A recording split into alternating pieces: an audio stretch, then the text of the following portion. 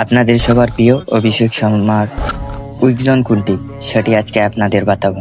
প্রথমে দেখেন নয়ন তুষারার বলটা, যখন সে ইয়র্কার লেন্থে কোনো বল চারে তখন অভিষেক শর্মা সেটাকে ট্যাকেল করতে পারে। আপনারা মনোযোগ দিয়ে দেখেন,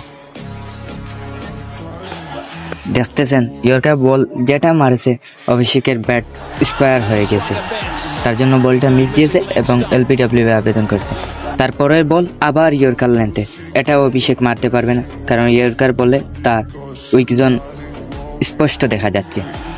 ইয়র্কার বল সে ঠিক মতো খেলতে পারতেছে না। আবার দেখেন ঠিক ইয়র্কার লাইন। আপনারা যারাও আছেন আইসিসি ইন্টারন্যাশনাল তারা দেখবেন উইকলি জোনে মানে ইয়র্কার বলে অভিষেক খুব দুর্বল।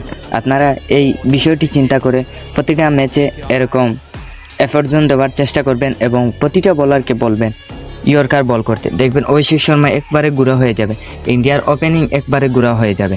আপনারা তার জন্য বলছি অভিষেক শর্মাকে সবসময় ইয়র্কার বল করবেন, কারণ এটাতে তার প্রচুর উইক আছে, মানে এটাতে সে পুরোপুরি দুর্বল। এই বলটা সে খেলতেই পারে না। আপনারা দেখেন নয়ন তুষারা যখন ইয়র্কার বল করতেছে তখন অভিষেক শর্মা বিট হয়ে যাচ্ছে। আবার কিন্তু বাউন্স বলে অভিষেক শর্মা খুব ভালো খেলেন এবং ফুলটস বলে ভালো খেলেন।